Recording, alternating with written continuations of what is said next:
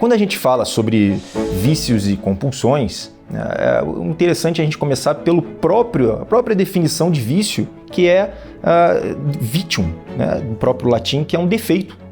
Então a gente fala, puxa, mas não era isso que eu pensava sobre vício, né? Eu pensava que vício era algo que eu fazia repetidamente e que fosse totalmente dependente. Vício como defeito, vício como uma dependência. São dois conceitos diferenciados, a gente vai abordar isso. Para a gente começar as definições, o uso. Olha, eu uso, quando a gente fala uso, eu sou usuário, mas nesse primeiro a gente está falando sobre o uso sem prejuízos. Olha, eu uso café, eu uso tabaco, eu uso álcool, mas isso não me causa prejuízo aparente. Eu não perdi meu controle, é simplesmente apenas um leve uso. Então, deixa isso aí, a gente não vai nem abordar isso, simplesmente só para a gente poder fazer uma escala até a gente conseguir chegar nas matérias mais graves desse assunto. O segundo já seria um hábito. Olha, um hábito seria um comportamento repetitivo. A gente faz disso como se fosse um elemento permanente nas nossas vidas. Isso seria um hábito. Temos a compulsão, que também é um ato repetitivo. Mas a compulsão ela já tem dois outros elementos importantes. Um desses elementos é que ele dá um alívio, ou seja, um prazer momentâneo assim que você age compulsivamente. O vício, como nós falamos, ele pode ser tanto usado como um defeito, ele pode ser usado como uma compulsão, ou seja, eu estou viciado, né? Então, o que isso quer dizer? Isso quer dizer que você repete os seus atos, que você está dependente desses atos ou do uso de alguma substância, né? Estou viciado. O compulsivo ele poderia fazer isso durante determinado tempo, o viciado não, ele já tem um tempo que ele vem fazendo isso, né?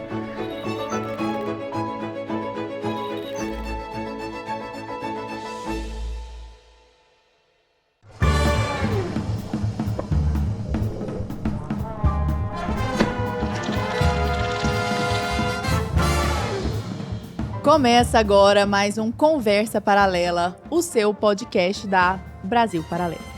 Estou aqui mais uma noite com o meu querido amigo, amado Arthur Morrison. Prazer estar com você. Muito obrigado pelo amado e querido Lara Brenner. Que eu não faço feliz de estar pelo aqui. Trabalho. Você está muito bonita, por sinal, de vermelho. Nossa, que anjo. Muito... Sabe que eu tava lembrando de um negócio, Arthur? Okay. Eu comecei a seguir você no Instagram. Você tinha 2.000 e poucos seguidores. Você lembra disso? Caramba, então, pô, tem tempo. Você é seguidora raiz. Seguidora raiz. E fui te encontrar. Eu e o Fernando, meu marido, fomos encontrar com você. Exato. E a Lana lá em Brasília. Amizade antiga aí. Então não é puxação de saco, é a pura verdade raiz. Muito obrigado, Lara Brenner, pela sua amizade. Muito bom estar aqui com você mais uma noite. E estamos aqui com dois convidados ilustríssimos, maravilhosos, para nós falarmos sobre um assunto assim... que não tem nada a ver com a sua vida, né? Só uma curiosidade a mais. Vamos falar com ele sobre vícios e compulsões. Quem são essas duas personalidades distintas que estão aqui conosco? Pedro Augusto, professor e palestrante. Muito prazer recebê-lo aqui, Pedro. Prazer é todo meu. Seja bem-vindo, viu? Obrigado. Bom demais. E Bruno Lamoglia, médico pós-graduado em psiquiatria, professor da casa, né? Aqui é prata da casa mesmo. Tem 3 cursos aqui, quero até que você fale sobre eles daqui a pouquinho.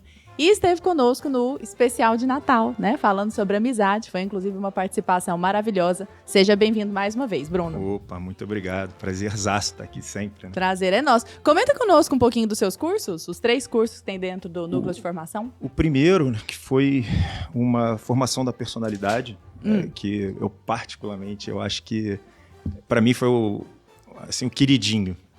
Esse curso, ele é quase como que uma orientação de uma escada de ascensão dentro da personalidade que vai orientar ao máximo que eu pude produzir naquele momento, pelo menos naquele momento, um caminho para a gente entender, olha, o que eu estou fazendo aqui? Onde estou, para onde vou? Uhum. Então, essa formação de personalidade que eu acho que deveria ser prévio a qualquer outro curso que eu tenha feito. O segundo foi o de vícios e compulsões, né, que é o que a gente vai comentar hoje, né, exatamente. E ele também tem como intuito entender o que poderia haver de errado no meio do caminho e o que a gente também tem o que possa fazer para combater essas desvirtuações do próprio caminho. E é um tema que vai desde baixo, em pequenos desvios, até patologias severas. Vai entrar nisso aí, vamos entrar. Exatamente. Vai perguntar tudo. Até as severas patologias de dependência química e tudo mais, né? E o último, ele é um curso mais para interessados na própria psicologia, que é o Zonde e a Psicologia do Destino. É claro que qualquer pessoa poderia estar fazendo esse curso, porque fala sobre a vida humana, né? Então, meio óbvio que todos nós temos interesse nisso. E é uma teoria que é um pouco atípica, mas para chegar na teoria em si, eu tive que dar uma pincelada lá na psicanálise do Freud, do Jung, na análise. E com isso, a gente chega finalmente da teoria do Zonde para entender a força da genética e da própria família dentro das nossas decisões. É aí que o pessoal fica interessado, né? Fala, caramba, eu não quero errar como a minha família vem errando, eu não quero repetir os comportamentos.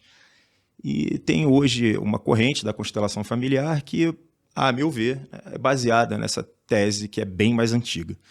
Então são esses 3 cursos que eu tenho aqui na Brasil Paralelo. E todos esses cursos estão disponíveis, hein, pessoal, lá no Núcleo de Formação, né? Que é a nossa parte educacional da Brasil Paralelo.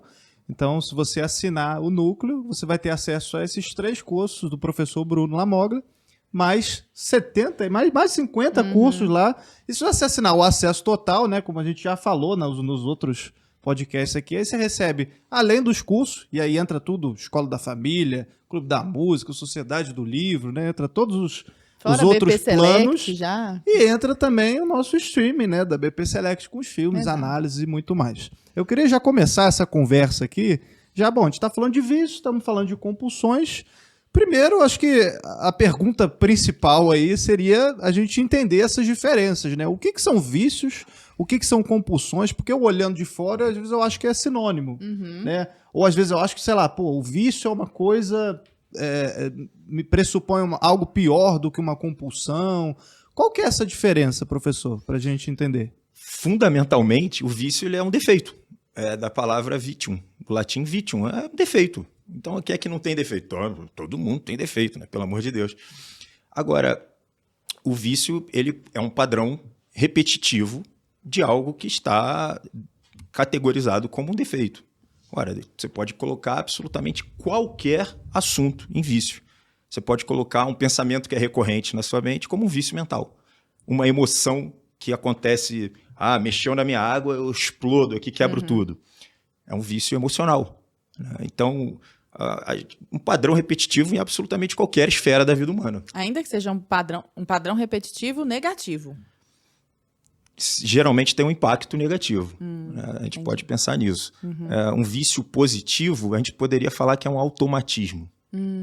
É uma coisa automática que pode levar também à parte negativa. Não necessariamente o automatismo é positivo, ele pode ser dos dois. A gente tem que sempre pensar, olha, se eu estou em um padrão automático, você tem que olhar com mais consciência para isso, porque, enfim, você está se tornando um robô, sem consciência. Já a compulsão, ela é relacionada a uma perda de controle.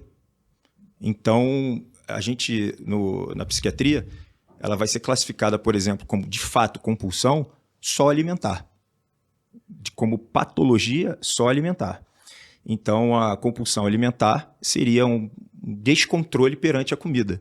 Quantas vezes? Não tem número. Quanto mais vezes por semana você tiver esse padrão compulsivo, mais grave vai ser a tua doença, né? Então, você já está classificado em compulsões alimentares, né? E até podendo chegar a um outro patamar de bulimia.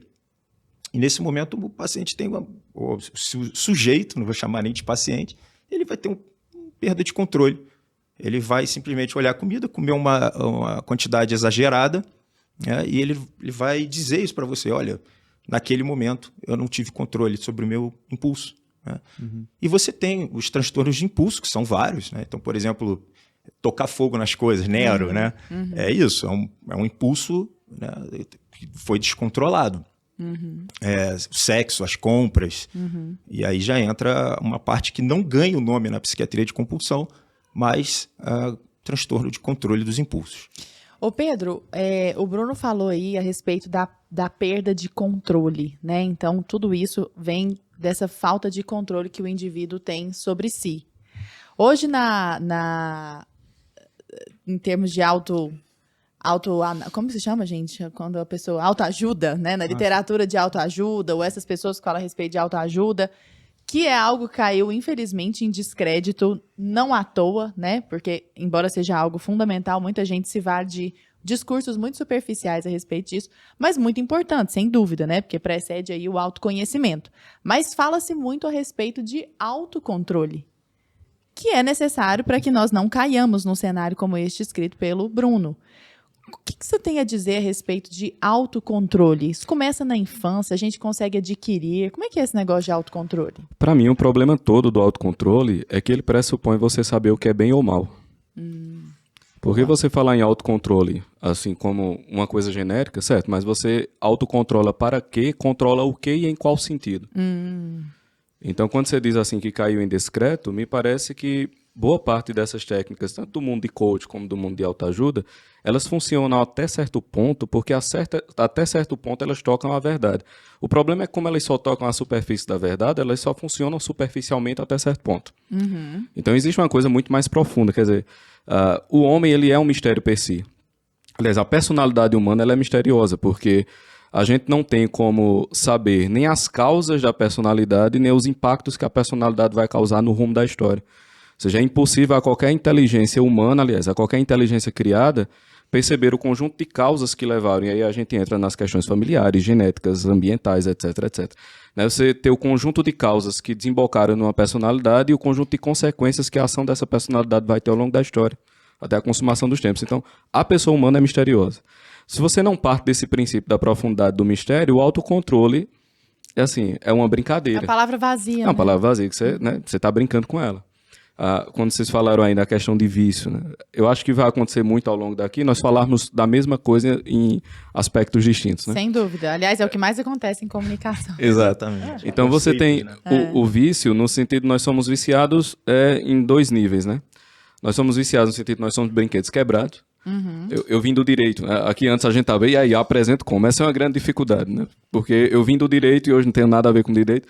Mas uma das poucas coisas que eu aprendi na universidade, além de faltar a aula, né, foi... Eu formei em Direito também. Foi? Você fez isso? Sim, me formei. Éramos jovens, né? Éramos jovens. Éramos jovens e não, tolos, mas hoje né? eu trabalho com Isso português aconteceu. jurídico, pelo menos eu me mantive. Ainda continuou, né? Bom, enfim, e aí? Mas uma das poucas coisas que eu aprendi em Direito do Consumidor foi a questão do vício redibitório. Que é aquele vício que é inacessível a uma análise do homem médio. Você pega o produto e você não tem como saber que aquilo está viciado. Meio como certos namoros, né? Isso acontece bastante. Então tem esse lance de você ser um brinquedo quebrado e tem o lance da adicção propriamente. Né? E nesse sentido, todo indivíduo ele é viciado no mal. Esse é o ponto. Né? Você não, quando falamos aqui em autocontrole, mas autocontrole por quê? Todo indivíduo ele é viciado no mal. Né? O primeiro movimento de bem que o indivíduo tem para a sua personalidade é perceber que é ruim. Esse é o ponto. Ninguém é bom se achando bom. E só é bom quem não tentou ser bom de verdade. Assim, o cara que se acha bom é porque ele não tentou ser bom. Se ele tentar ser bom de verdade, ele vai perceber que é mal. Então, me parece que o princípio básico do crescimento da personalidade é perceber o vício interno da natureza humana. Inerente, inescapável. Inescapável e o desejo de mal que todos nós temos. Nós temos um desejo do mal. Sem isso, o coach perde o sentido. Tipo, vamos tirar de você o seu melhor porque você é maravilhoso. Não, a gente vai descascar o negócio para ver se encontra algo de bom por aí, porque você não é tão bom assim. Acho que a coisa partindo disso ela é muito mais real, muito mais humana, inclusive. Né? Eu vejo até em certas criações de pais, os pais terem dificuldade de educar as crianças porque não percebem que elas são más, por exemplo. Como diria meu querido Ou Ariano. não assumem isso, né? Meu querido Ariano diz assim, menino não é bom, menino é inocente, é diferente.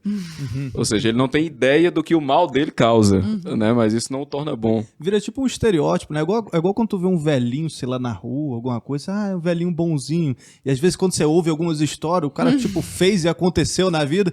Mas pô, ele parece ser tão bonzinho, é porque os caras mal também ficam velhos, pô. Mas ele parece bom porque por contingências físicas ele é impedido de dar vazão ao mal. Esse é o ponto. Então, todo velhinho tem um ar de fragilidade porque ele não consegue dar vazão ao mal. Se aquela mesma pessoa fosse desnudada da velhice e colocada ali nos píncaros da sua forma física, ele faria a mesma coisa. Então, eu acho que o princípio básico do negócio, do autocontrole, certo, mas a gente tem que perceber o seguinte, nós temos que ser contingenciados porque nós somos maus. Né? Então, é como se a gente fosse imagina estoura aqui um bueiro, alguma coisa, um cano de água, e você tem aquela torrente gigantesca. Não tem como aquela torrente, naquela loucura, espelhar o céu cristalinamente. A única maneira dela espelhar o céu é ser represada, entende? Então, assim, a única maneira aqui na simbologia de espelhar o céu, de ser bom, é você ter um certo contingenciamento. Nossa, que boa metáfora. Então, você ser represado é a maneira de você espelhar o bem. Então, é nesse sentido. Mas tem que ter essa coisa mais profunda. Fora disso, assim, vende bem, porque agrada aos ouvidos. Mas sentir-se agradado por isso já é uma manifestação desse vício mau. Olha só. Agora, Bruno, eu queria só voltar um pouquinho para a questão um pouco mais técnica da coisa. A gente percebe, quando a gente vê, por exemplo, alcoolismo, drogas e tal, a gente nota, às vezes, é um vício muito mais amplo. Você olha, é muito mais fácil de detectar, por exemplo, esses vícios, assim. Mas e para aqueles vícios? Eu não sei se eu estou falando a palavra certa, se é vício ou se já é uma compulsão. Eu queria entender justamente isso. Sei lá, o cara que é viciado ali em contar uma mentirinha, sabe? Ou outro que é viciado em procrastinar, sabe? O cara que é viciado ali em masturbação, só que ele não percebe isso. Tem Arrancar diferença? os cabelos, por exemplo. Tem gente que arranca cabelo. Cara, tipo, tem diferenças disso, de vícios para vícios? Uns são muito piores do que outros. Como é que você identifica? Como é que eu sei que eu sou viciado? Sim. Entendeu? Então, são dois pontos assim bem distintos, né? Da filosofia que ele falou, sensacional. Já a parte mais biológica da coisa, a explicação é bem diferente mesmo, né? Quer dizer, diferente não, no final das contas estão unidas, né? Mas, por exemplo, transtorno de você arrancar e até às vezes comer o cabelo já está mais ligado a um transtorno de obsessão compulsão, né? Já é uma outra coisa, já é um transtorno bem mais grave que geralmente aparece em fortes ansiedades. Os outros que você falou, masturbação, procrastinação, mentira. O cara fica contando mentirinha de mentirinha. Exato. Aí já fica naquele de transtorno do próprio controle de impulso. Sim. Né? Se você parar para pensar, ontem aconteceu isso, foi ontem, do Will Smith, né? Essa coisa do... o cara, assim, ele pode até premeditar daquilo, mas, a meu ver, parece ele não controlou a raiva dele, né? Então, a gente pode não ter certos diagnósticos marcados no DSM-5, mas temos nitidamente um descontrole ou um vício que você causa, sim, um sofrimento para si e, às vezes, para a sociedade. Agora, tem hierarquia entre eles? Claro que tem. Um viciado em crack, né? Não é igual a um viciado em masturbação, né?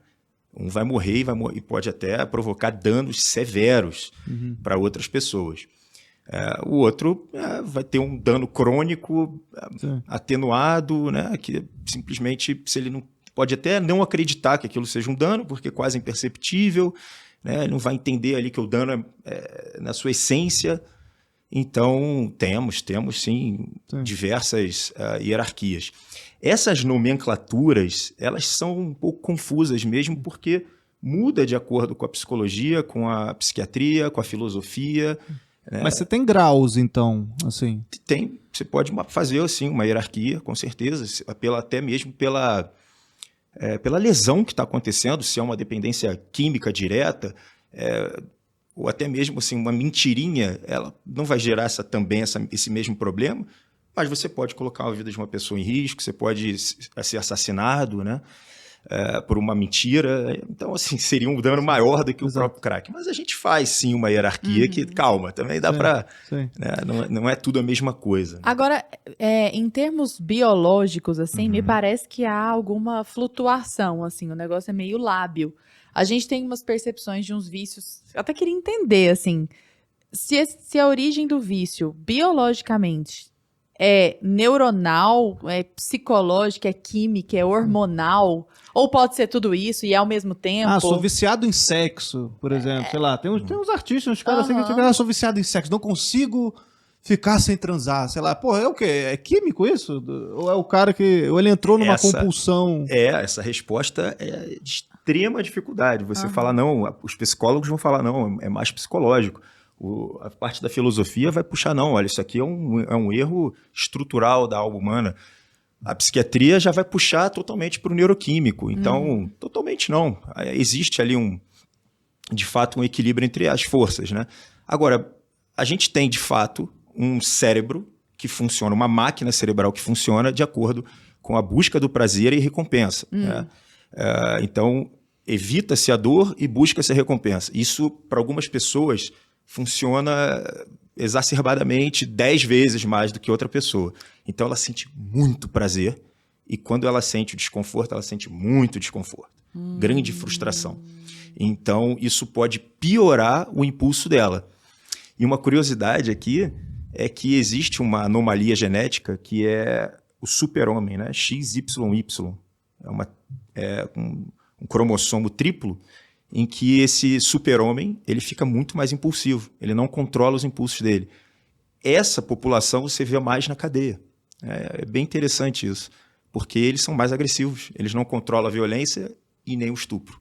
Então, quando eles estupram ou agridem alguém, naquele momento eles não conseguiram conter, né, de uma fórmula talvez muito forte, uma força muito forte, e quando eles sentem o desprazer daquilo, a culpa, é ainda mais perigoso, porque eles podem vir a matar a vítima, principalmente com questão de estupro. Acabou o prazer no orgasmo, eles vão sentir o desprazer, a dor, o sofrimento, a frustração, eles podem matar a vítima. Você tem uma porcentagem, assim? Não tenho, de cabeça não. não. Não dá para saber, né? Também não sei se daria para calcular, mas talvez, né? Essa pesquisa foi bem interessante, é antiga, já tem mais de 30 anos. Que loucura. E isso tudo é muito interessante. E você tem essa parte cerebral que também está responsável. Agora, dentro desses artistas, não consigo controlar isso ou aquilo, você também tem que pensar em outras causas. Por exemplo, a bipolaridade, que você está aumentando bastante a libido daquele paciente, né? Ele aumenta e fica descontrolado. Ele não consegue mesmo controlar o humor dele, não consegue controlar a alegria, às vezes, ou a irritabilidade, não consegue controlar os impulsos sexuais, os gastos. Né? Então, às vezes, né, aquela pessoa que dorme muito menos e tem uma energia muito maior dentro da parte maníaca da bipolaridade. Né? Então, também tem um transtorno que, nesse caso, hoje diz que é um transtorno inflamatório, inflamação do tecido cerebral, e também um transtorno do ciclo circadiano, do sono. E hoje está começando a ver que aquele humor ele é um pouquinho diferente do que a gente pensava, né? Não é só a serotonina, noradrenalina e dopamina. Tem algumas coisas a mais aqui nos marcadores inflamatórios, né? Então, você entende? A pergunta é muito difícil de responder, demais, né? Claro. É difícil mesmo. Agora, uma coisa que você falou que me chamou muita atenção, e eu até jogo isso para você, Pedro, é que o vício está intimamente ligado com evitar a frustração e buscar o prazer, né? E nós vivemos uma geração, eu não sei se isso é mal de todas as gerações, porque a gente sempre acha que a geração passada era de alguma forma melhor, Claro, né? A gente olha no retrovisor e fala, pô, naquela época... Mas eu tenho essa sensação, né? Só parênteses Ninguém aqui. lembra que a primeira geração foi Adão, né? Exatamente. Não é bem... Esse tempo atrás... Eu fico imaginando só a geração futura olhando, porque no meu tempo era muito melhor, e o tempo de hoje é tipo dancinha do TikTok, assim, aí o que vai será ser que lá tá na por vir, né? Exato. Mas enfim, a gente... Acho que hoje é muito nítido para nós, talvez porque nós estejamos imersos nessa geração, então a gente vê com muita clareza, como existe essa busca por prazer fácil. De todos os lugares, tecnologia, você usa aquilo para dar uma escapada ali e mergulha naquele Instagram durante um tempo, sabe? Que é uma coisa que porque eu tô olhando aqui agora, mais álcool, informação, pornografia, nós já prometemos tantas vezes um podcast Tem aqui que sobre rolar. isso. Faremos, Tem que nós vamos fazer. Então, parece que evitar a frustração tem se tornado algo muito fácil e buscar o prazer também muito fácil. Queria que você comentasse um pouquinho conosco, Pedro, a respeito de como a nossa geração lida com sofrimento. Pronto, Sabe? excelente. Aí eu acredito que vai ser interessante retomar aqui a pergunta que você Sim, fez, claro. de onde vem cada coisa, né? Uhum. Um problema que nós temos, inclusive geracional, é a abordagem, como eu direi, muito fechada do homem e das coisas em geral, né? Nada é unifatorial.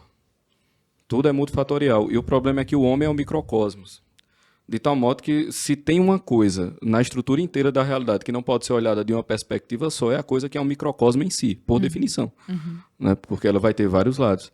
Então, essa coisa assim, como ele falou, né, da filosofia como um defeito estruturante da alma. A questão é que corpo e alma não são coisas acidentalmente unidas. Né? A alma é a forma do corpo. Então, assim, é uma única substância, um composto corpo e alma.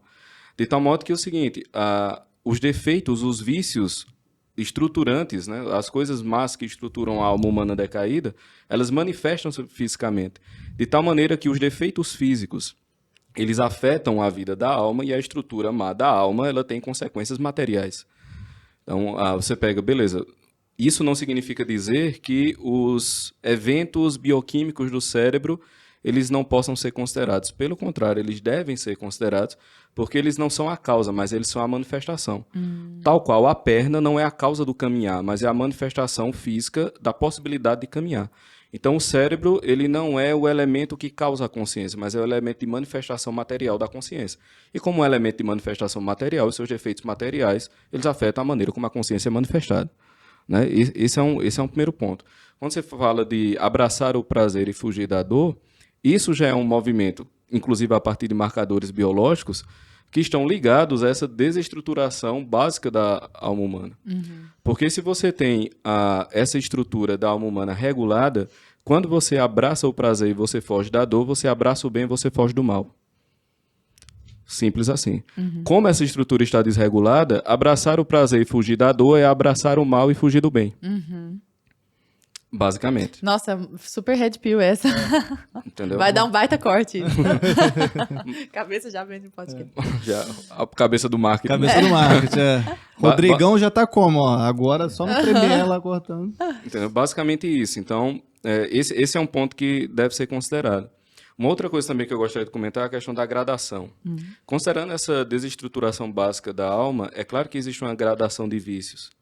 Isso significa dizer que quanto menos o vício depender do corpo para a sua efetivação, mais grave e mais difícil de libertar-se dele é. Peraí, fala de novo isso. Quanto menos o vício depender do corpo para a sua manifestação, mais grave ele é e mais difícil de lidar com ele. Então, um exemplo. Bora lá, gula. Cara, eu ia entrar justamente no lance dos pecados capitais, porque eu queria... Que nada mais são do que uma abordagem dessas inclinações básicas do mal no comportamento. Eu ia justamente entrar nisso. Só para aproveitar para você pois não, responder já essa minha questão, que é o seguinte, eu percebo que esses vícios são intimamente ligados também aos pecados capitais. Então, você pega, por exemplo, a procrastinação, é uma forma soft de falar preguiça. Entendeu? Tipo, você pega o cara que tem compulsão alimentar, uma forma de gula ali também. Viciado em sexo e viciado em compras, então uma luxúria ali. Eu queria entender como é que você enxerga isso, já que você está falando dessa questão moral, transcendente, então como é que você enxerga isso? Então, bora lá. Você falou aí da gula, né? Todo vício, ele pode levar à destruição completa. Embora ele esteja numa gradação menor. Foi o que ele falou ali. Beleza, a mentirinha não é a mesma coisa do cara estar lá no crack. Mas se você diz uma mentirinha que alguém morre, obviamente você, né, alcançou um ponto bem considerável aí de dano. Então, todo vício ele pode levar à degradação completa. Ponto. Não tem o que se discutir. Mas, nessa escala dos vícios, você livrar-se da gula é muito mais difícil, é muito mais fácil do que você livrar-se da vaidade, por exemplo. Tomemos o caso da mentira. Por que é tão prazeroso você mentir? Exatamente porque na questão da recompensa, inclusive a partir, obviamente, qualquer recompensa, mesmo do ponto de vista espiritual, ela manifesta fisicamente, porque a gente é um composto corpo e alma. Então, aquela descargazinha química no cérebro que dá pelo prazer da manipulação. No final das contas, é o prazer do poder, é a microsensação de onipotência. que no final das contas é o sussurro dos sereis como deuses, né? Então você está lá e você fala aquela mentirinha, você consegue manipular aquela situação inteira, você tem um regozijo por aquilo. Ou ainda mais, você é reconhecido como a pessoa que traz a notícia. Perceba a maledicência. Alguém chega e faz: Bruno, eu não te digo o que fulano fez. Aí Bruno faz: e foi, Pedro, me diz. Nesse momento, não que ele diga isso, né? Não que ele diga isso, sacanagem. Foi. Ele ia Eu tô me imaginando cortar, ele falando, e foi. ele é um homem virtuoso, iria me tesourar na hora. Mas caso ele não fizesse isso. Aí, beleza. O que foi? Nesse momento, olha o que eu sou. Eu sou o portador de uma verdade que ninguém conhece. Eu sou o centro das atenções e, de algum modo, eu tenho um domínio sobre o ambiente em que eu estou, espalhando a mensagem sobre o ambiente onde a mensagem respinga que eu não estou. Então, assim, eu sou honrado pela excelência que eu julgo que possuo. Uhum. O nome disso é vaidade. É o desejo de receber a honra pela excelência que eu julgo que tenho. Né? Então, veja, você livrar-se disso é muito mais difícil que você livrar-se da gula. Tem uma passagem maravilhosa de São João Clímaco que ele diz assim: quando eu jejum, eu me envaideço da minha prudência. Ou seja, é pior, né? Pior. Aí eu paro de jejuar. Não, perdão. Quando eu jejuo, eu me envaideço da minha santidade. Aí eu paro de jejuar e me envaideço da minha prudência. Ou seja, para onde você roda, a vaidade lhe pega. Então, você tem essas coisas. A ira, ela é muito mais difícil de se livrar do que a gula e a luxúria. Muito mais difícil. Né? O marcador de uma personalidade realmente saudável é a humildade e a paciência, que estão ligados exatamente à vaidade e à soberba, e, por outro lado, à ira. Se você consegue ser humilde e paciente, gula, luxúria viram brincadeiras de criança. Exatamente por conta dessa gradação. Né? E aí, entrando no ponto que você perguntou, me perdoe se eu fiz assim. Não, tá excepcional. E aí, você tem uma geração inteira em que esses valores estão completamente devassados, você não tem isso, e uma geração que não tem consciência da própria maldade, não tem consciência do que é bem ou mal, não tem direção, é o cano de água estourado, e ao mesmo tempo tem acesso a tudo que pode suprir os prazeres que ela julga ser lícitos para ela consumir. Prazeres momentâneos ali. Então, meu filho, você tem uma geração completamente destruída. E a destruição aqui não é a destruição apenas de famílias e tal. É uma geração inumana. Veja, quando o homem decai, ele não decai para um estado de um homem pior. Ele decai para um estado de bestialização pior do que o mundo animalesco. Porque um leão que comporta-se como um leão, ele é um leão perfeito. Né? Você espera do leão. Você espera isso. Um homem que não se comporta como um homem, ele não alcança sequer a perfeição de qualquer bicho que é bicho. Então, o homem, como decai, ele não decai para a bestialidade. Bestialidade é uma figura de linguagem. Uhum. Ele decai para algo muito pior. Se você tem isso institucionalizado como uma cultura, e muito mais institucionalizado como forma de governo, ou como forma de entretenimento, então você tem uma cultura de bestialização completa. E você vai esperar o que desse pessoal? Um QI mais baixo, né? Primeira geração de QI mais baixo. Né?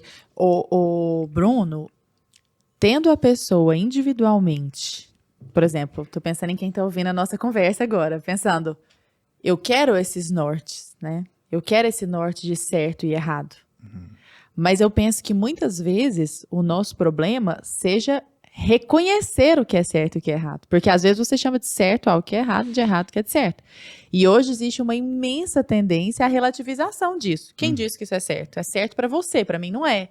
Como se houvesse, assim, um microcosmo paralelo para cada um ali, do que é certo, que isso é certo para ele, é errado para mim. Eu posso dizer que existe um certo e existe um errado, e que essas coisas ajudam a pessoa que está nos ouvindo a se livrar de um vício? Exatamente. Ele estava falando ali da vaidade, né? Que acho que é o último dos pecados a você resolver, o pecado dos santos e tal. Ele vai demandar justo isso que você estava falando, né? Consciência. O cara vai ter que chegar no momento que, olha, eu entendi que eu não sou mais guloso, eu controlei aqui minha parte sexual, tá tudo ok. Na minha ira, tô de boa, não bati em ninguém na semana, né? Mas a vaidade você não vê. Tirando o Will Smith. A vaidade você não vê, é mais difícil de perceber. Então é isso aí mesmo, perfeito. Agora, sobre o certo e errado, olha, isso é sensacional, né? Porque Hoje, se eu estivesse entrando no jogo, acabei de nascer, vamos lá. E aí, o que é certo, o que é errado? Bom, então, quem que é o cara aí? Vamos lá, no Nietzsche, vamos ver o que o Nietzsche fala. Aí tá lá o Nietzsche, fala aquelas besteiras dele lá. Schopenhauer, o que ele fala? Tal, legal. Tá, aí beleza. Não sei. Vamos lá, Aristóteles. Pô, legal. Não, vamos lá, vamos no Buda. Vamos no Zaratustra, Hermes Trismegisto. Eu sei lá, eu vou fazer uma limpa até entender que existe uma hierarquia entre todas essas pessoas. E vai vir um que vai poder dizer exatamente, com toda a propriedade, fazendo tudo o que fez, dizendo o que é certo, o que é errado. Você fala, então tem, não tem? Tem um manual. Então tem um manual. Então hoje a gente pode até, olha, essa pesquisa aqui mostra isso e aquilo, vem o cientificismo para tentar substituir a figura de um Deus, né?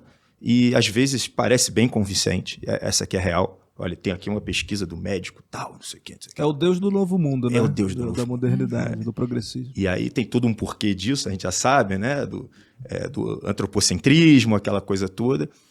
E tá aí, ele acabou de falar. Olha aí, o que aconteceu com a geração?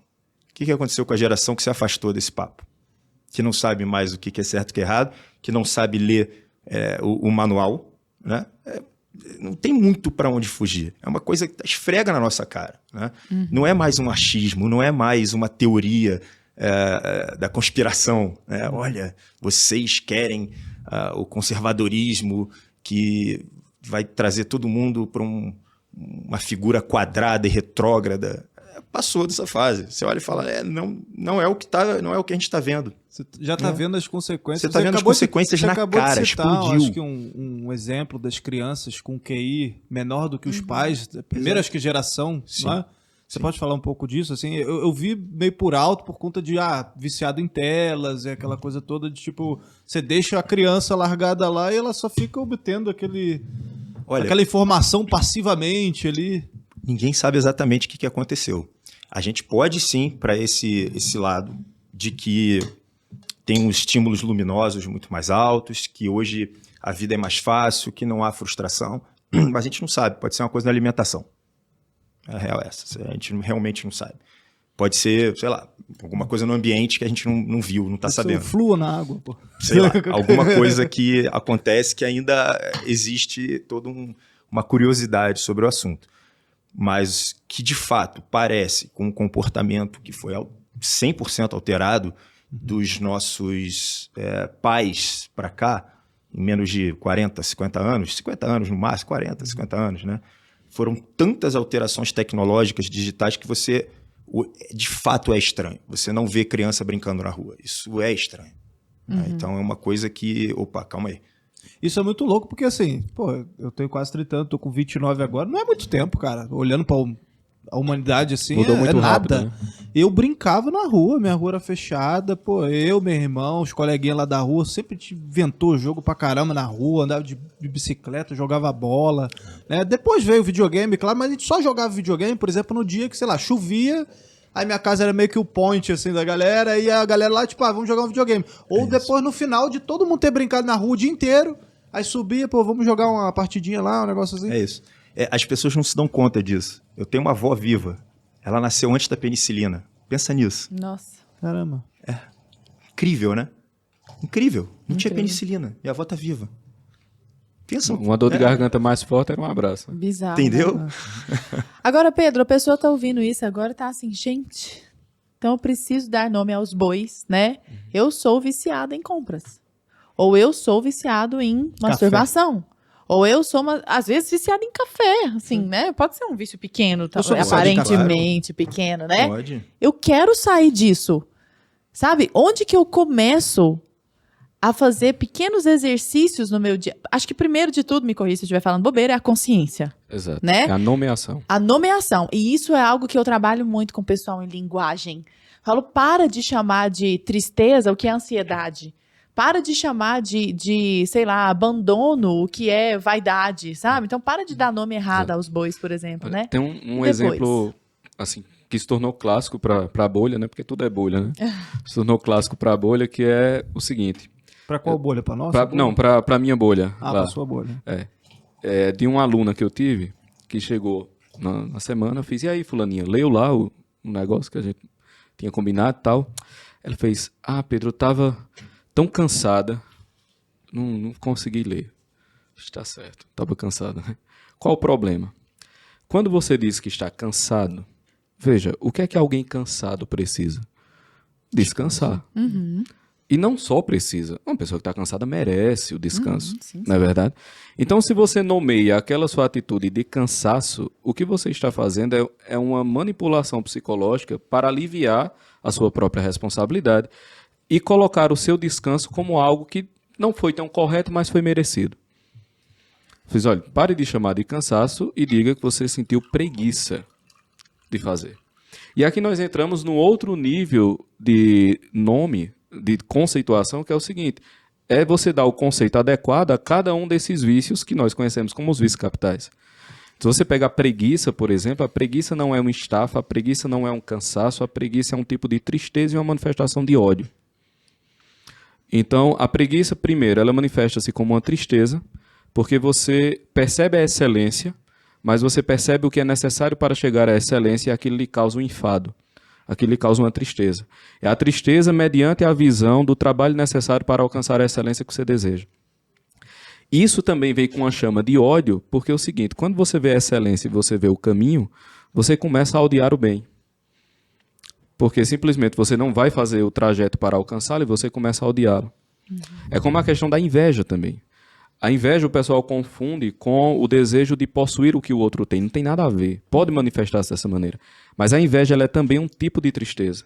Ela é uma tristeza que você sente mediante a visão do bem alheio. Então, quem aqui deu? Eu nunca invejei. Cara, você já recebeu uma notícia muito boa do outro e aquilo não lhe causou uma alegria? Sei lá, lhe causa... uma coisa boa, fulano. Isso foi um movimento de inveja. É um movimento de tristeza. Só que olha o mecanismo psicológico do negócio. E aí, Bruno pode explicar melhor do que eu. Você tá lá, você tem a inveja, né? Beleza. A inveja me caiu aqui na alma, o gosto de sabão na boca. Mediante a visão do bem do outro. O que é que eu vou fazer? Se aquela visão me causa uma tristeza, eu vou ter que diminuir a importância daquilo para diminuir a tristeza que eu sinto. Então, quais são os movimentos do invejoso? Como São Tomás de Aquino diz, um dos movimentos da inveja é você diminuir o bem do outro. Então você diminui. Fulano faz um café maravilhoso. Mas eu já vi alguns cafés melhores. Né? Ou você diminui o bem, ou você diminui o portador do bem. Mas, rapaz, fulano tá tão bem, também, com a herança que recebeu. Esse mais também é terrível, nada né? de bom vem depois do Mas mais. também, né? Nada de bom vem depois do mais. Você vai...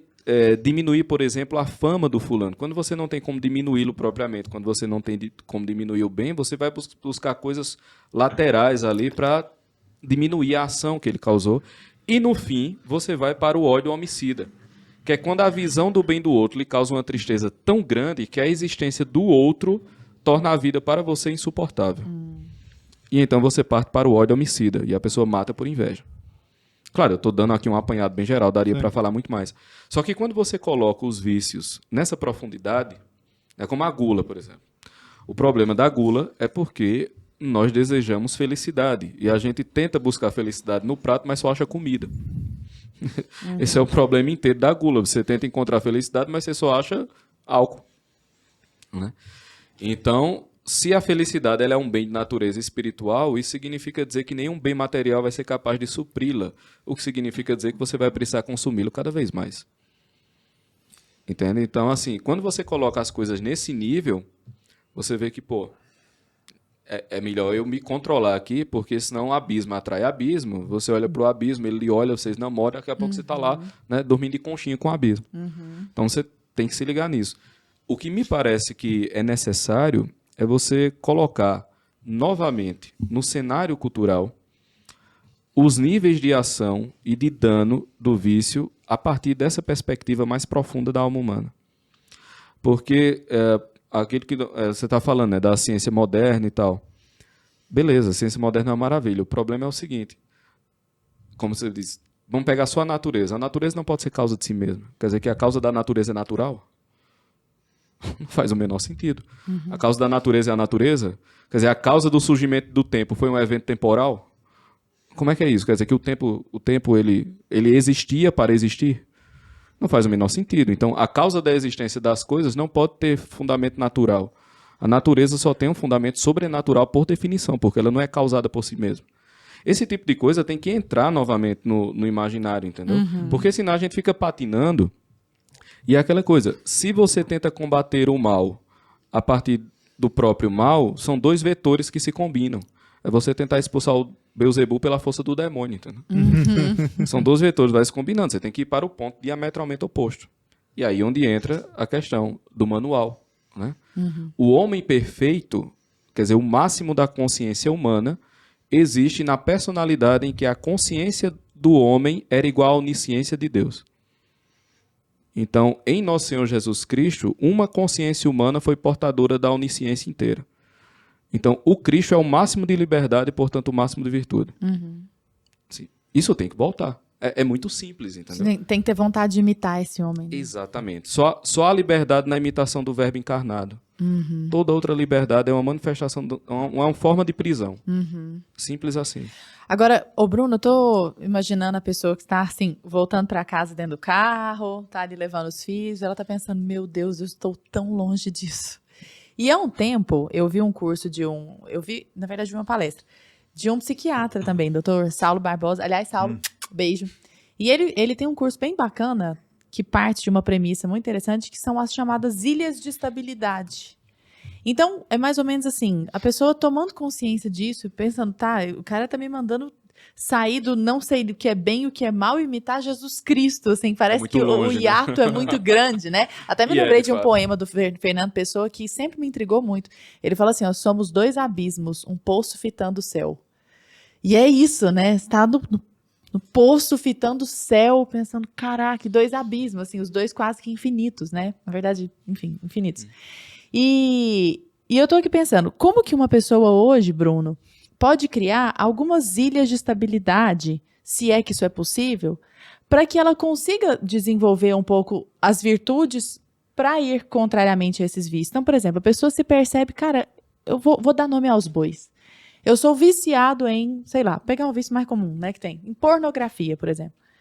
Viciado em pornografia, o que eu posso fazer? Será que se eu começar a me exercitar fisicamente todos os dias, tiver uma rotina, tiver um momento de leitura, será que se eu orar, fizer um jejum, ou uma pessoa que esteja nos ouvindo, não vou pressupor que seja todo mundo cristão, né? Às vezes a pessoa é ateia, por exemplo. O que ela pode fazer no dia a dia dela, tendo consciência desses vícios? Você que atende tanto no consultório, né? Deve falar muito sobre isso. Olha, quando a gente fala sobre qualquer transtorno psiquiátrico, a primeira coisa que eu acho interessante é que você tem que entender que eles já, em algum momento da vida humana, eles tiveram um propósito de aumentar a sobrevivência.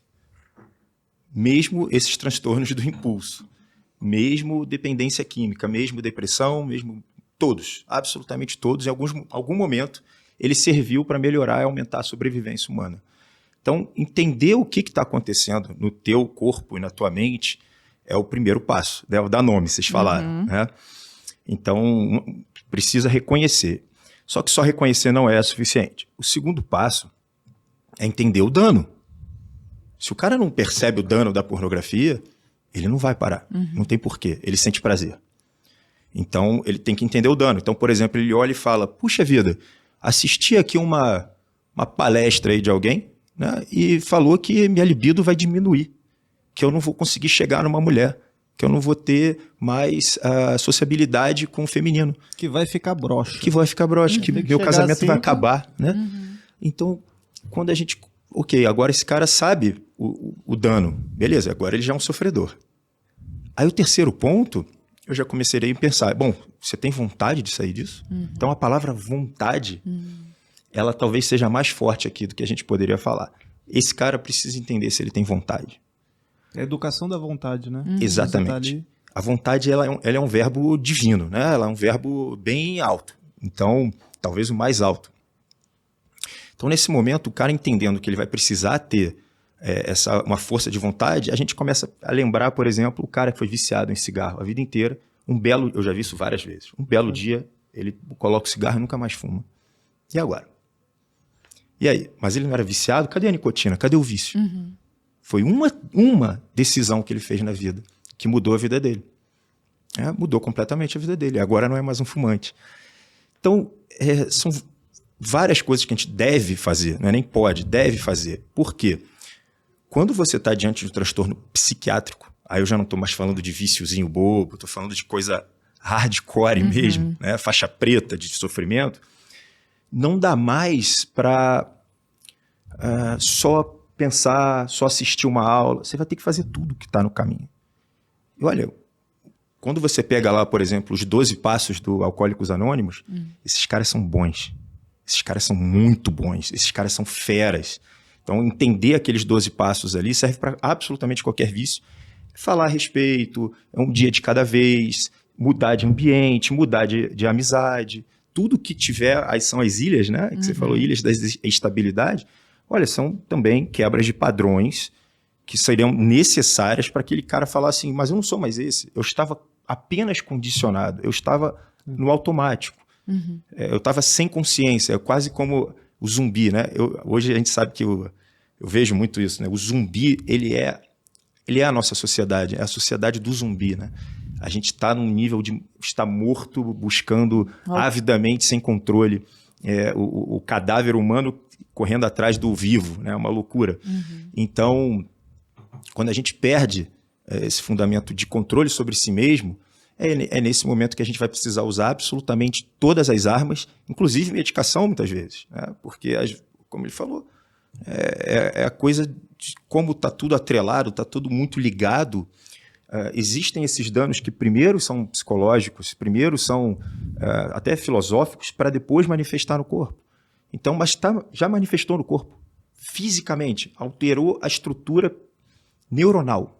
Então, às vezes, você tem que ir lá intervir com a medicação, muito embora, se alguém estiver buscando esse tipo de tratamento, não existe nenhuma medicação, tem 2 ali que são mais específicas para isso, mas não são tão eficazes assim, né? Você comentou, Bruno, é porque eu me lembrei de uma situação que eu queria compartilhar aqui. Você falou dessa questão de largar também os vícios. O cara, um belo dia, ele decide que ele vai parar de fumar. Às vezes por alguma influência externa, alguma coisa ali que ele percebeu, ele falou, cara, se eu continuar nisso aqui, vai ser ruim, vai dar merda aqui. Eu me lembrei de uma história do próprio Ícaro de Carvalho, inclusive um abraço, Ícaro, queremos você aqui no podcast, que ele comenta, né, porque ele fumava, antes ele bebia e tal, né, com mais regularidade, e ele fumava com regularidade, e ele comentou que o Mateu, o filho mais velho dele, via, né, essa situação e tal. Posso não estar contando da maneira perfeita como ele descreveu, porque eu lembro que ele escreveu isso aí num story. E aí ele comenta que o Mateu viu ele fumando, e uma vez ele viu o filho dele, né, é o filho mais velho, mas ainda uma criança e tal, pegando, acho que alguma coisa para fingir que estava fumando também, como se fosse um cigarro, sabe? Pegou um graveto, um negócio, começou a fingir, pai, olha aqui, pai, não sei o quê. E ele, a partir daquele dia, ele falou, cara, eu nunca mais botei um cigarro na boca. Porque ele viu que, ele falou, cara, isso aqui, os nossos filhos são espelhos da gente, né? E aí é uma coisa que... mas aí eu tenho outra história pra contar. E aí eu jogo pra você. Porque é exatamente, é bem parecida, que é com o Ítalo. Ítalo. Então, Ítalo, ele tá lembrando da história do Ícaro, né? Sim. Ícaro, casado com Ana. Mas não tem nada a ver com... Ítalo casado com Sâmia. Porque o povo fica casando cruzado. Porque Ítalo parece com Ícaro, né? Que eu tô falando do Doc, do Ítalo. Ele fuma charuto. Inclusive, a gente quer ele aqui também. Sim, então, queremos, Doc. Esteja aqui conosco. Tá em Portugal agora. Mas, e aí ele fuma charuto, né? E aí uma vez alguém perguntou pra ele, mas como você fuma charuto na frente dos seus 7 filhos? Tem 7 filhos, né? Hoje, não sei, quando esse podcast for ao ar, talvez ele já tenha até mais, né? Porque ele é uma fábrica Mitose, eterna. né? Exatamente. Como você fuma charuto na frente dos seus filhos? Você não tem medo de influenciar seus filhos? E ele falou, vocês são muito loucos. Quer dizer, foi uma resposta 180 graus ali de diferença. Vocês são muito loucos, porque eu também fico no celular o tempo inteiro. Meu trabalho é ao celular. A Sâmia trabalha ao celular. Nós trabalhamos muito com telas. E aqui em casa, 0 telas. Então, assim, nenhuma tela, né? 0 tela, inclusive, no singular. Por incrível que pareça. Então, 0 tela aqui em casa. E, então, para eles, o fato de o filho estar vendo, ele falou, olha, o fato de o filho meu estar vendo, quem controla o meu filho sou eu. Quem fala para ele que pode, que não pode, que tá certo, que não é. Então, em termos de referência, Eita, temos um impasse aqui. temos um impasse Vou jogar a aqui. bola Um pra dos dois vocês tá que eu certo. não Ou quero não, ou dá dizer- pra defender os dois do ponto de vista médico. Ícaro versus Ítalo aqui, né? eu me tiro Cara, aqui isso é da o melhor situação. corte que existe. Joguei pra vocês Treta. aí. É, treta. Joguei pra Ícaro vocês, a gente vai versus botar na thumb, assim, a cara do Ítalo e a cara do Ícaro, tipo, um contra o outro. eu não E quero o nem pior é saber. que o Bruno vai ter que responder. Olha lá. Vários fatores, Vai né? ser cancelado por um deles, né? Exatamente. Não. Vários fatores. Então, por exemplo, será que esse moleque tem tendência genética ao vício? Né? Enfim, também temos que falar sobre essa parte. A predisposição genética ali a um vício.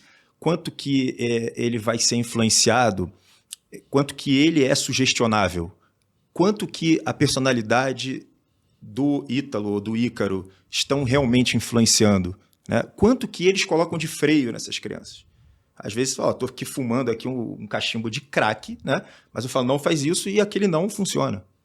Então, são muitos fatores ali que não vai chegar Não existe uma num resposta consenso, universal. exatamente, Nossa né? treta falhou.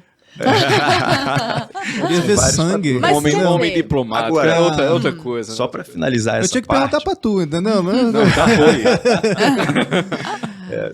Então, para finalizar essa parte, o que eu poderia dizer é que todos os vícios, né, eles têm, agora falando mais dos vícios e inclinações do comportamento, eles têm influências psicológicas na infância. Então, isso serve para absolutamente qualquer coisa. O cara que começa a virar alcoólatra, vai lá, investiga ali a vida dele. Você vai ver que tinha algum outro problema. O pai também era alcoólatra, ou não conseguiu ter o amor do pai ou da mãe, ou existia algum tipo de rejeição. Quando você vê um viciado, parece basicamente em qualquer coisa que a gente vê, né? Então, vou dar um exemplo bem esdrúxulo, mas o café, o cara, eu tomo 10 cafés. O que você está buscando? O que houve? Eu estou buscando produtividade. Mas por quê? O que você faz não é tão suficiente assim? Não é possível que você tenha que mostrar... Para quem você quer mostrar tanta produtividade? Então, você sempre acha mecanismos... Não mexe no meu café, não. Entendeu? Café é engraçado isso, né? É uma questão filosófica, né? Que agora está todo mundo xingando Ritalina, Venvança, essa coisa Sim. toda, mas todo mundo, a humanidade workaholic. Agora sempre tudo- fez uso do café, né? E filosoficamente é um debate ético interessante, né? Você sim, pode se dopar para produzir, entendeu? Mas se isso for evoluir com a humanidade como um todo, né? Mas deixa. Agora, Pedro, tô no meio, me percebo viciado em alguma coisa e estou no meio que influencia muito esse vício. Por exemplo, a indústria do entretenimento influencia inúmeros vícios, né? Não tenho a menor dúvida disso. Eu consigo sair disso sozinha? Ou eu preciso desse apoio da comunidade, de me sentir pertencida? Ou eu só troco de comunidade? O que eu faço? Aí é que tá. Não existe regra. Esse é o ponto. Se nós começamos falando aqui que a personalidade tem uma nota de mistério, existe uma nota de personalização na personalidade. Olha que incrível, né? Sim. Mas depende. Quer dizer, até que ponto sua personalidade é bem formada e até que ponto aquele vício erodia sua personalidade. Até que ponto sua inteligência percebe certas coisas, até que ponto ela não percebe. Até que ponto sua vontade é forte o suficiente, até que ponto não é. Então você simplesmente não tem. E aqui, só pontuando, né, a treta falhada, mas é que o mundo Instagram, sobretudo o mundo de bolhas, termina causando uma coisa até meio... É boa no sentido de popularização de certas métricas e de certos modelos, mas é ruim no sentido de universalização dos modelos. Por quê? Se você padroniza a vida humana, você elimina um homem. Então, uma coisa que funciona muito bem para uma pessoa pode não funcionar para outra, o que não tem nada a ver com relativismo.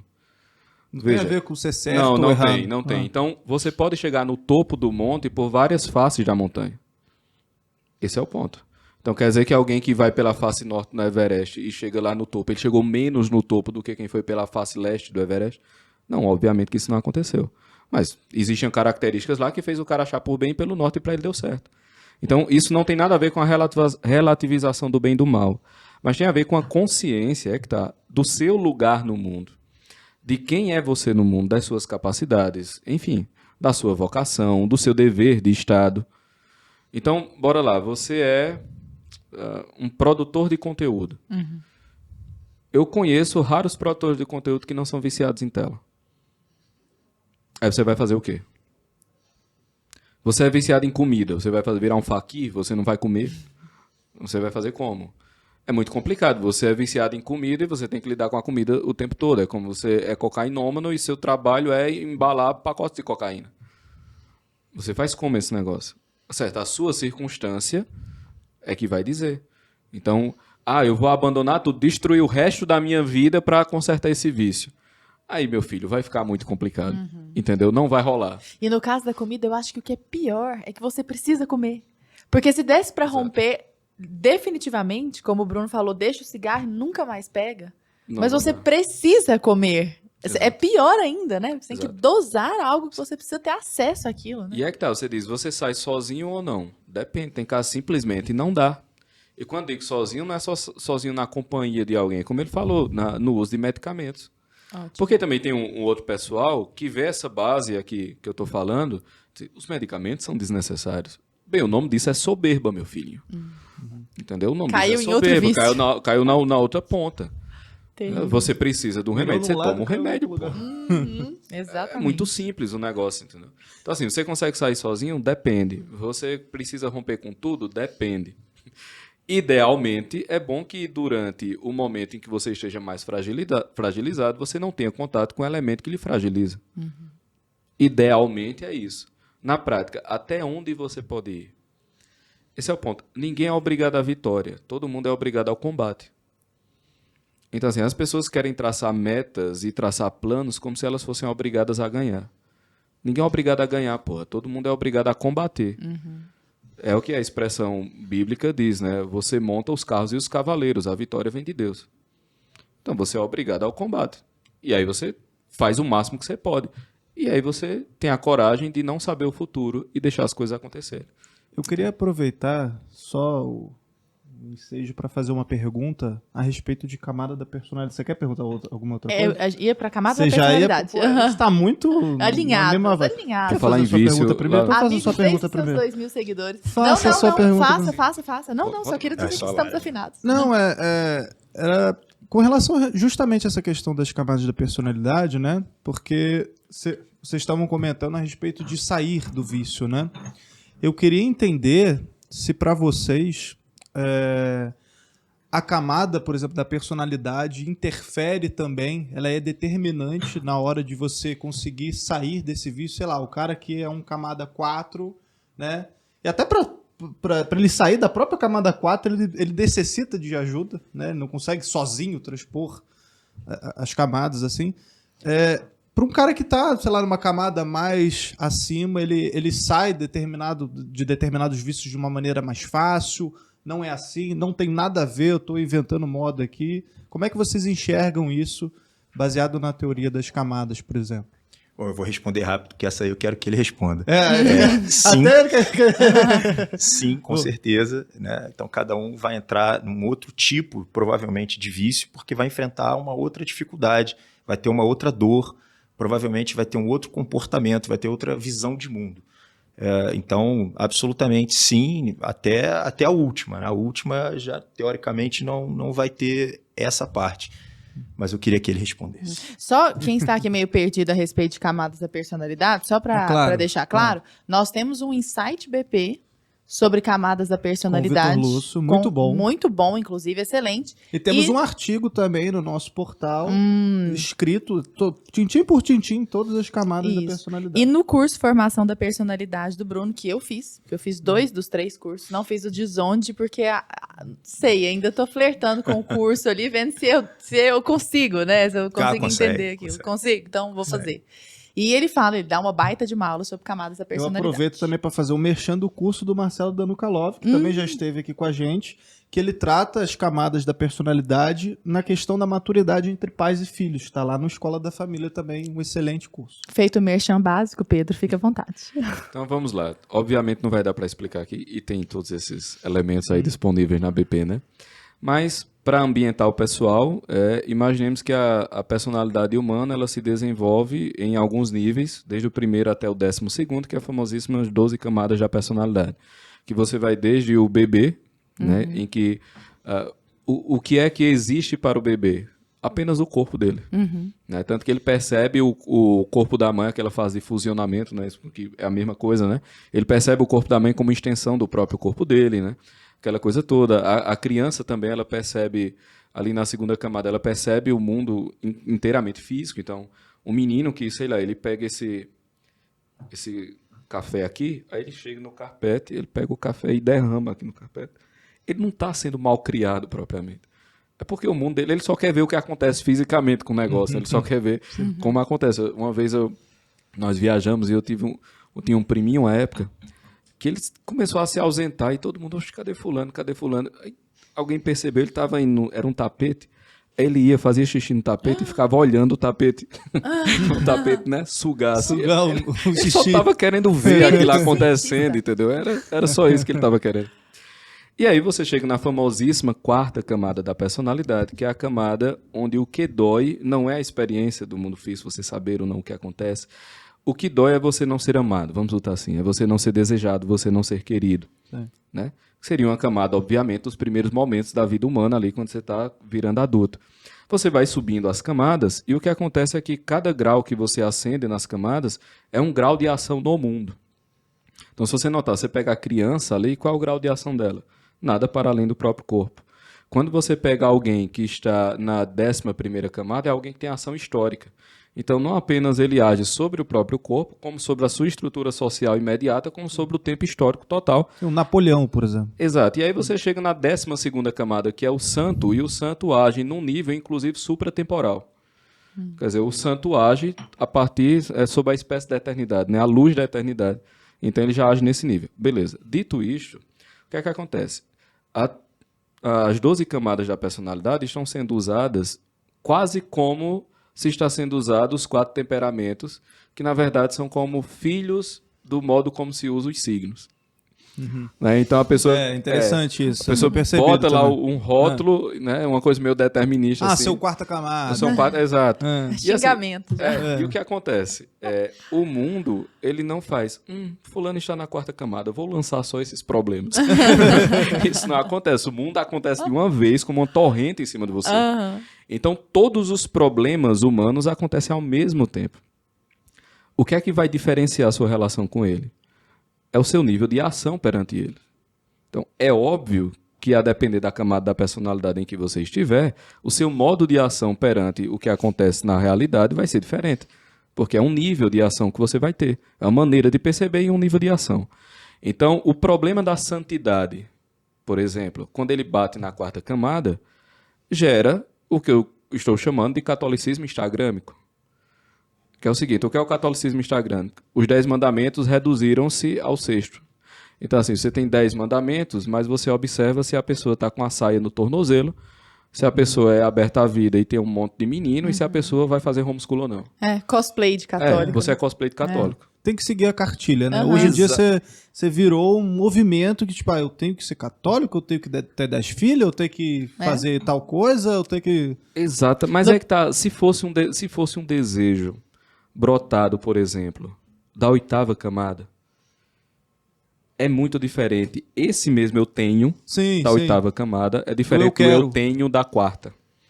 Porque o eu tenho da 8ª camada, que é a camada da maturidade, é o seu dever de estado perante Deus. Sim, sim. Certo?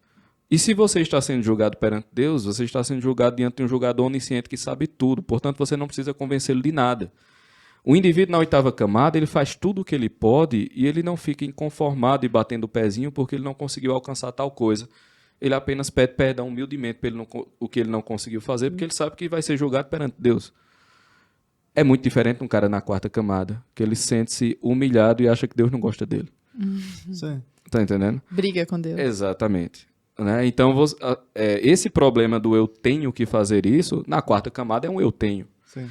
E eu acho que o catolicismo instagrâmico é o problema da santidade a partir da 4ª camada. Basicamente, assim, eu posso estar absurdamente errado. Claro que eu posso. É só uma impressão, isso que eu estou dizendo. Inclusive, é a primeira vez que eu estou dizendo. É uma impressão apenas. Mas, e se eu tivesse muito que botar a minha você falar disso também, pontinha da unha na aposta, eu colocaria essa. Você entendeu? diria isso. Então, Por isso que para psicólogos e psiquiatras, as 12 camadas é uma mão na roda.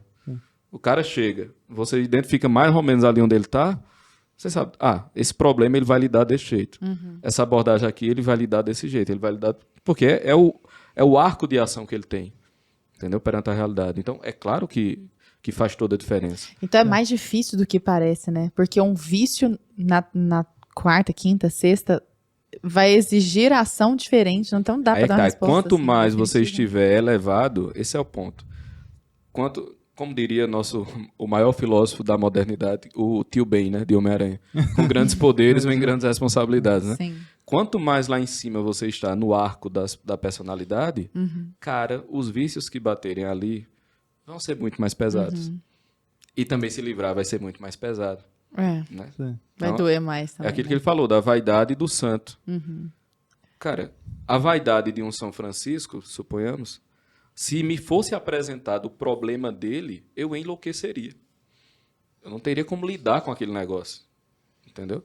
Se, por exemplo, as tentações de Santo Antão me fossem apresentadas, acabou-se o homem, eu ia fazer o quê? Eu ia cair nelas, assim, abertamente. Você ia tropeçar de cabeça nela. Entendeu? Eu não tinha como fugir daquele negócio.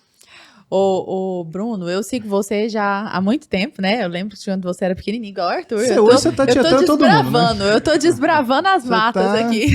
Não, eu tô até me sentindo em débito com acompanhar o Pedro Augusto, porque eu não posso contar essa mesma Lamentável, história. Eu estava lá lamentável. desde que era Lamentável. mata. Clara, Poxa, lamentável, perdi a chance. você não acompanha. Mas uma coisa sobre a qual o Bruno sempre fala, e eu acho assim formidável quando você fala, Bruno, que casa muito com o discurso do Jordan Peterson, do Life is Suffering, né? Do qual a Ana Paula Henkel, inclusive, beijo, Ana, sempre fala também. E você mostra, assim, por A mais B, né, em situações práticas, que, infelizmente, por uma questão de tempo, não dá pra gente trazer várias vezes, mas você vai contando em várias situações práticas a importância do sofrimento, para que nós tenhamos tenacidade para lutar contra os vícios. E eu queria, por favor, que você falasse um pouco disso, sobre por que sofrer é bom, digamos assim, né? Ou saber sofrer. Claro. Cada sofrimento vai trazer uma lição. Na verdade, é uma dor, e aí vai depender de como você vê aquela dor, você vai sofrer de algum modo. E o que ele estava falando é excepcional, né? Conforme você for subindo nas camadas, você vai sofrer também dores, só que não são mais tão tuas, são dores que vão subindo também de categoria. Já é uma dor da família, já é uma dor do teu papel social, já é uma dor de falta de sentido, já é uma dor do mundo, já é uma dor espiritual. Né? Então, a dor ela vai estar presente, não vai ter jeito. Né? Eu imagino que até mesmo na última você vai ver as dores absolutamente do mundo, então você, de alguma forma, vai ter algum tipo de sofrimento. Né? E cada sofrimento desse contém uma lição necessária para o estágio superior. E eu não sei acho que isso é budista, se eu não me engano, que você tem os 4 cavalos, né? Eu adoro falar deles, né? Você tem um cavalo que e ele anda fácil, né? Ele evoluiu, ele andou, aquela coisa toda. Tem outro cavalo que você tem que mostrar aqui a vareta. Aí ele anda. Você tem outro cavalo que você precisa, de fato, dar um toquinho, e aí ele anda. E tem o cavalo que só vai andar tal, né? Eu sou esse, eu tenho certeza absoluta. Até hoje, olha, para eu me mexer, para eu evoluir na vida, só no Fleumáticos, não né? Tem jeito. Negócio do signo aí. Não tem jeito. Fleumático. Tá na cara. Na observação, assim, é muito Qual que é o seu difícil. signo, Bruno? Eu sou ariano. Ai, pô, tinha que ser. Óbvio, mas eu vi na hora. Quando ele falou, eu já vi. Eu tava supondo já que você é Eu sou totalmente ariano, Ares isso. ilustrado, Totalmente Ares isso. Ariano, sanguíneo, mas eu tenho o contraponto ali, que é o câncer, né? Chega desse paganismo, vambora. Então, esse movimento, ele vem quase sempre através da dor, porque a nossa ignorância é imensa, né? A nossa ignorância é imensa. A gente adoece por estar dando gás no trabalho, a gente adoece por inveja, a gente adoece pela gula e fica aquela coisa, McDonald's. Então, o tempo inteiro por besteira, às vezes nem tanto por besteira, mas a gente está sempre enfrentando algum tipo de Demônio, né? Às vezes até da própria sociedade, que a gente não percebeu, que eu acho que a gente está falando, a gente começou a falar isso bem no início, né? Que era o próprio problema da geração. Então, o tipo de dor que você vai sofrer, às vezes você não vai perceber. Né? Totalmente envolto daquela névoa. Vira uma neurose coletiva. Né? Neurose, para quem não está familiarizado com o termo, é aquela narrativa que a gente cria, falsa, para poder lidar com um problema anterior, e a gente nem sabe que criou ou nem lembra que criou. Então ela fica totalmente falsa, e as compulsões e os vícios podem ter essa tendência, né? Totalmente inconscientes, e que te levam ao sofrimento para tentar aliviar um outro sofrimento, porque você não teve coragem de olhar para ele. Então, quando chega a um ponto de um sofrimento insuportável ou extremamente doloroso, é nesse momento que você procura ajuda de alguma forma. Essa é a importância. E se o cara olha pro lado e não tem como ser, assim, ele olha pro lado e ele não tem uma referência, sabe? Meu receio é o cara ter esse insight. Só parênteses aqui, uma vez eu conversando com o Lucas Ferrugem, isso foi muito, muito bacana, foi uma conversa por direct, eu até printei essa conversa, falei, cara, porque ele é mais lacônico ali nas respostas, ele só curte, quem é que já mandou um direct pro Lucas, sabe como é que é? E dessa vez ele me mandou uma resposta enorme, assim, era uma moça... Quando ele manda uma resposta, você printa. Não, né? é porque geralmente é uma aula, né? E aí era um negócio muito interessante, era uma moça falando que o marido dela, que o namorado dela não gostava de estudar, nem nada, tal, e aí eu meio que dei uma resposta que não, foi bem estúpida, assim, não deve ter sido algo muito maravilhoso, meio superficial, que também não era um conselho nem nada, só era uma resposta, assim. E o Lucas falou assim, Lara, pra mim isso é muito claro. Ela não é um bom exemplo. Ela acha que ela é um bom exemplo. Porque se ela fosse esse exemplo tão formidável de como é maravilhoso entrar nesse mundo do estudo, ele teria arrastado já, porque ele a ama. E ele está olhando para ela ali. Então, provavelmente, ela não deve ter trazido ele desse jeito, né? Não tá?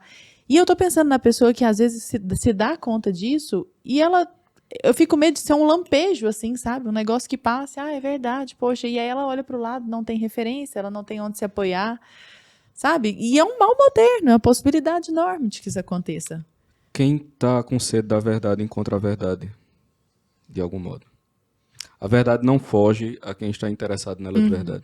Ainda mais em tempos de internet, Eu não estou dizendo que você vai encontrar toda a verdade. Alguma verdade você vai encontrar. Não tem para onde correr. E nesse exemplo aí, eu nem sei o que ela falou. Vou pegar bem genérica aqui. Sim, sim. Eu diria que não é nem só você arrastar o outro pelo... Não, ela não é esse exemplo de como estuda. Suponhamos. Mas nem precisava ser. Se ela fosse um exemplo de como ama. Entendeu? Você consegue convencer qualquer pessoa sobre qualquer coisa se você amá-la o suficiente. Às vezes a pessoa quer ser o chicote. Esse é o problema. Todo mundo se vê como o chicote, quando todo mundo é o jumento. Foi boa. Todo mundo é o cavalo, burrinho. né? Todo mundo Sim. se vê como chicote. Você se percebe o flagelo do mundo. Né? Você vai equilibrar a balança da justiça universal. Isso é loucura também. Então, assim, e isso, inclusive, para quem está querendo mudar. Porque essa sede, esse apetite irascível, né, pelo bem difícil, essa sede que o cara tem de fazer um negócio, termina que você termina entrando nessa neura mesmo. O cara descobre uma verdade, ele acha que ele é o portador da maior verdade do mundo e que todo mundo tem que estar naquele negócio. Meu Deus do céu, o recém-convertido é o indivíduo mais suportável que existe. Entendeu? O recém-convertido a qualquer coisa. O recém-convertido a beach tênis, a veganismo. A crossfit. A crossfit. Nossa, crossfit, meu Deus, os crossfiteiros, foi mal, mas é uma seita esse negócio. Encontraram um negócio massa, que deixa o corpo interessante, você começa a ter uma desenvoltura, fazer coisas que você jamais imaginaria, é um bem. Beleza, show de bola. Mas assim, minha avó não precisa fazer crossfit, entendeu? Inclusive, eu não entendo porque eles pagam academia pra correr na rua. E carregar pneu. Beleza, fez aquele negócio lá, mas assim, esse crossfiteiros. verdade. Botar lá, né? Crossfiteiros. Mas essa coisa do recém-convertido é complicado, porque você se sente o flagelo do mundo, cara. Isso tem que acabar, entendeu? E aí é reconhecer seu próprio tamanho, porque isso vira uma espécie de noia também. Veja, a noia da perfeição, ela é em si uma imperfeição. Perfeito. Cara, eu tenho uma pergunta, só porque entrou no CrossFit, aí eu me lembrei de uma pergunta, que é o seguinte, eu quero jogar essa pro Bruno.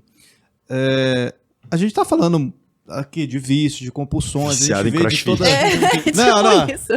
Não, Estão não tentando é que eu tô botar a achando que ele segunda, é viciado em treta, crossfit, viu, não. Bruno? Não. Você é Tentando viciado em colocar aí. Pô, ele tem um porte atlético, entendeu? Não, mas é o seguinte, a gente tá falando de vícios, de compulsões e tal, a gente tá falando de quão prejudicial eles são, mas eu queria entender se a gente pode chamar de vício também, né? Pô, o cara que é viciado numa coisa benéfica, então, pô, o cara é viciado em educação física. Até que ponto isso é saudável, né? Ou não, sabe? É um vício? Pode chamar de vício? Então, vícios ou automatismos positivos, né? Então, o primeiro ponto que você tem que ver, assim, positivo, quem é que está dizendo que é positivo? Uhum. É a própria sociedade? É a própria tribo? Quem é que está falando, né? Então, ok. Depois você vai olhar para a vida desse cara como um todo. Ele, de repente, está viciado na educação física, destratando a esposa, ignorou a esposa. Né? O que ele está perdendo naquele tempo excessivo lá na educação física? Ele está deixando, talvez, de fazer um desenvolvimento espiritual? Então, são outros pontos que a gente precisa ver. O automatismo ele precisa ser sempre muito visto com cuidado, com muita cautela. Ele vai afastar a pessoa da consciência, sempre. Então, se você... não, mas eu vou fazer todo dia porque aquilo me faz bem para a sociedade e tal. Então, já não é um vício. É uma atividade. Sim. É um hábito. É um hábito saudável, talvez, né? É repetitivo, mas saudável. Ele está construindo algo, está levando ele para o sentido dele. Isso é uma coisa interessante. Se aquilo está levando ele para o objetivo último da vida dele.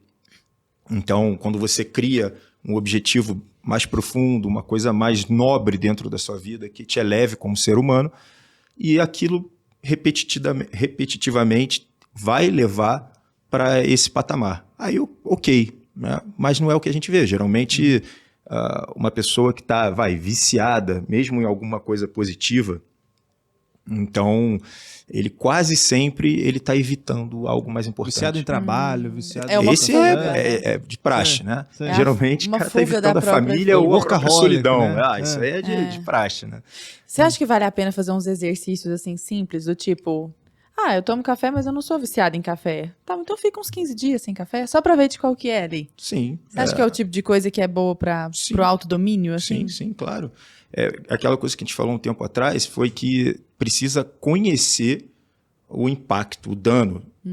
Então, você conhece esse dano, porque às vezes também assim, a coisa talvez seja só uma distração e um pequeno prazer na vida que, olha, agora sendo um pouquinho mais flexível aqui na história, vou pagar de bom moço aqui. Isentão, Olha, isentão. a vida já é difícil pra caramba. Tu vai tirar o café, tu vai tirar... O cara fuma às vezes um cigarro, aí você tem que olhar, ver se aquilo ali de fato, vai ver pesquisa, se tem uma evidência de que um cigarro por semana...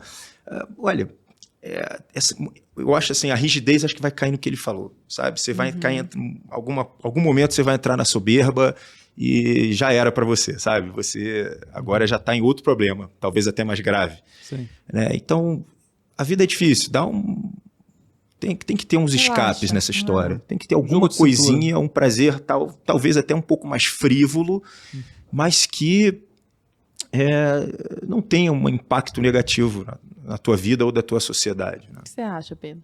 Não, concordo plenamente. O prazer não é ilícito.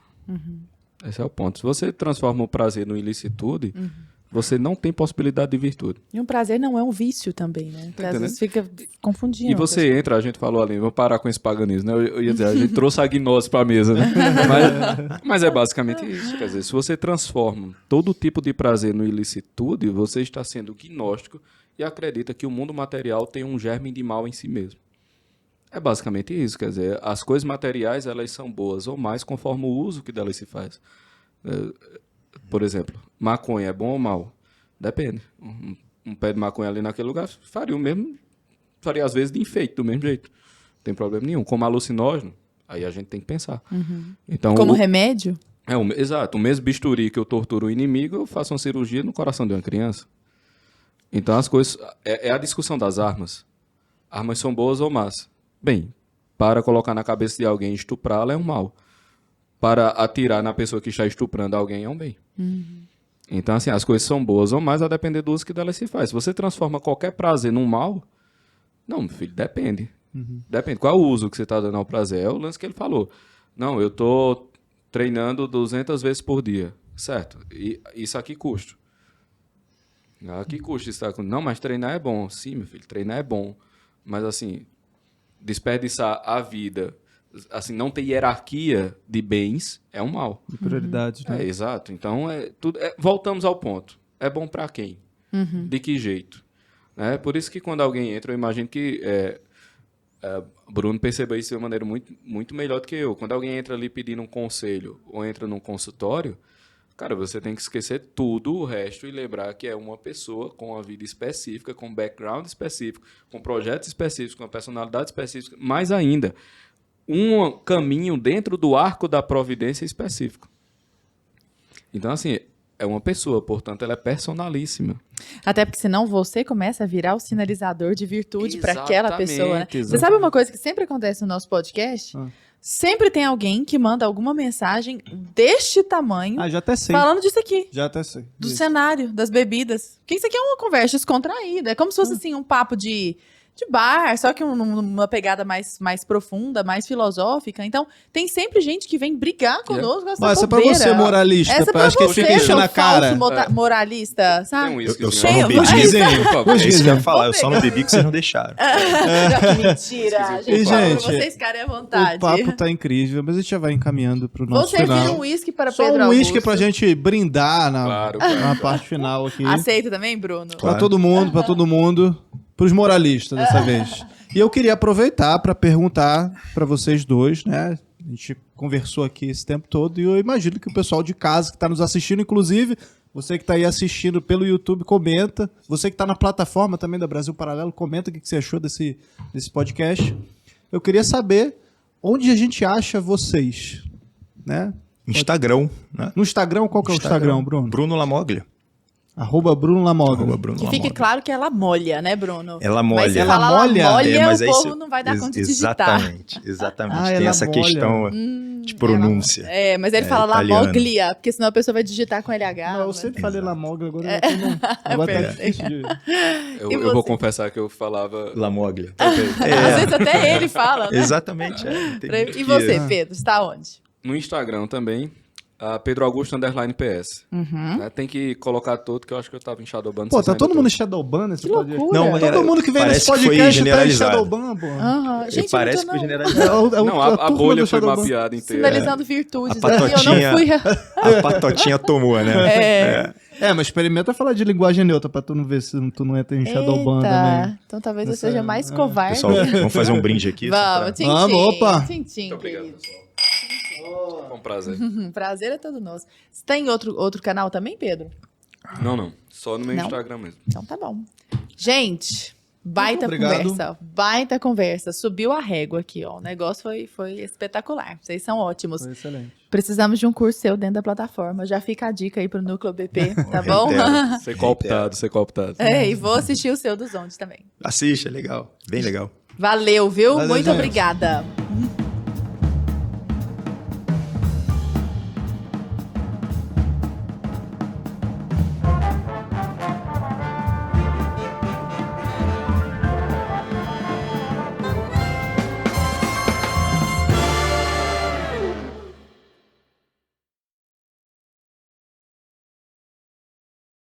Um ser humano que é altamente ligado a essas sensações, ele provavelmente está perdido na vida.